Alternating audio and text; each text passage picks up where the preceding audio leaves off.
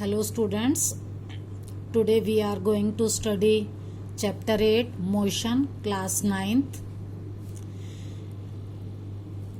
What do you mean by motion? In everyday life we see some objects at rest while others in motion. हम बहुत सारी चीज़ें देखते हैं, उनमें से कुछ रेस्ट पर होती हैं, कुछ मोशन में होती हैं. देखो, birds fly, you know, fish swim, blood flows through veins and arteries in our body, cars move on the road, hands of watch move continuously, and we say that all these objects are in motion. On the other hand, a book is lying on the table, we say that the book is at rest. Similarly, a table is lying in the room, walls of the room, clock on the wall, all these things are at rest. Now, what do we mean by rest and motion? Generally, क्या होता है? When an object changes its position with time, अगर कोई object time के साथ अपनी position change करती है. फॉर एग्जाम्पल, कोई कार अभी यहाँ पर है, थोड़ी देर के बाद वो यहाँ चली जाती है, फिर आगे चली जाती है, तो ये क्या है? It is changing its position with time and we will say it is in motion. तो when an object changes its position with time we say that the object is in motion. On the other hand, when an object does not change its position with time, we say that the object is at rest. Walls of the room do not change their position. आपके कमरे की दीवारें जहां हैं वहीं रहती हैं, वो अपनी पोजीशन चेंज नहीं करती, आपको बिल्कुल नहीं दिखाई देता. And we say that the wall is at rest. In some situations, कई बार ऐसा भी होता है, we do not perceive motion directly, कि हमें कोई मोशन डायरेक्टली दिखाई नहीं देती, but the motion is inferred through indirect evidences.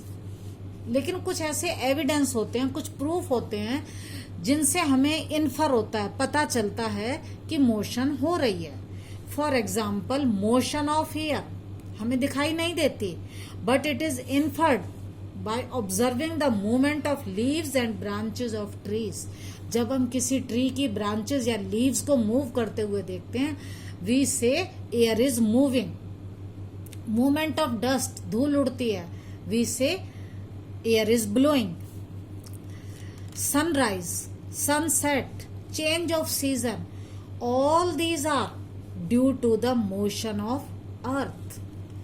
Earth move करती है, इसीलिए सनराइज होता है, सनसेट होता है और सीजन चेंज होते हैं. अर्थ की मोशन रोटेशनल भी होती है, रिवोल्यूशनरी भी होती है. But we don't perceive the motion of the earth directly. लेकिन हमें अर्थ कभी भी मूव करती हुई दिखाई नहीं देती. We do not perceive it directly. Similarly, atoms, molecules, planet, stars, galaxies, they are always in motion. Now think about some situations. First situation है, you are sitting in a moving bus. आप एक चलती हुई बस में बैठे हैं.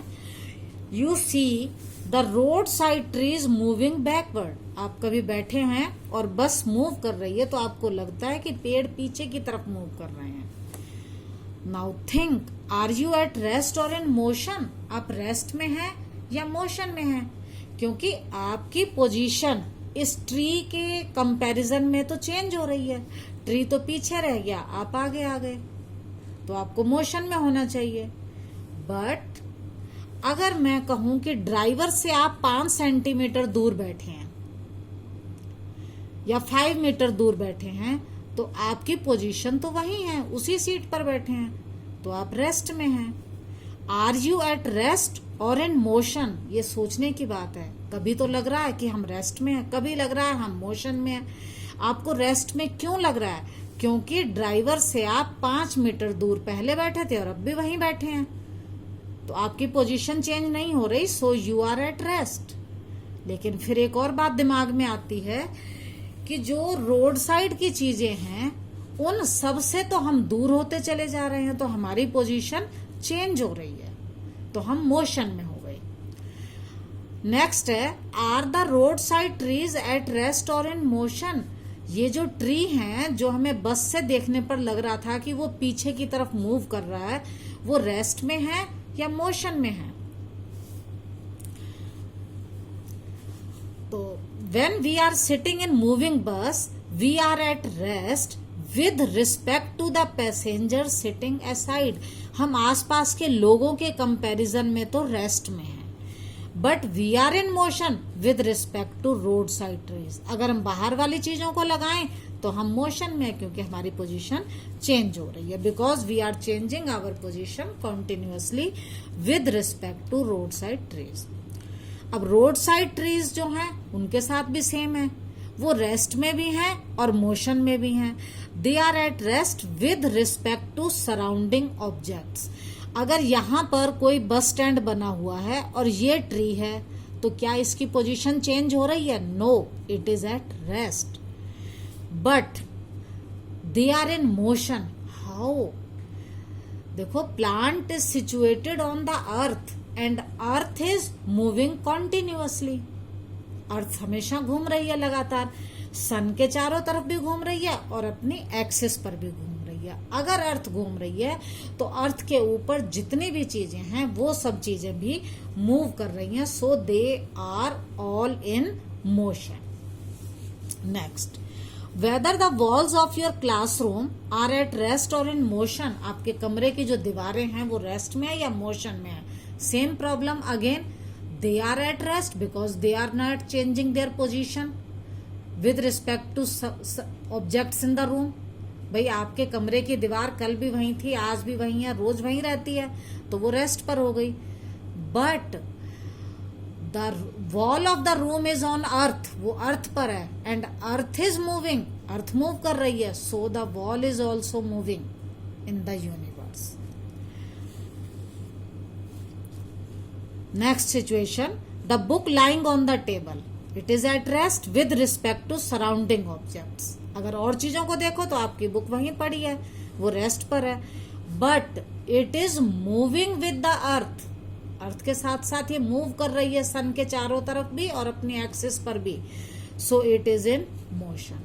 इसका मतलब रेस्ट और मोशन में कोई भी परमानेंट नहीं है। Nothing in this universe is at absolute rest. इस यूनिवर्स में ऐसी कोई चीज नहीं है जो एब्सोल्यूट रेस्ट पर हो। Everything is in motion, but when we say an object is at rest, we say with respect to some surrounding objects.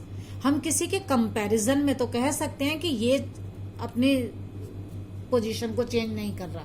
For example, this pen is at rest because it is not changing its position with respect to this tablet, so it is at rest. But अगर हम universe की बात करेंगे तो ये motion में है, क्योंकि अर्थ के साथ ये सारी चीजें मूव कर रही हैं।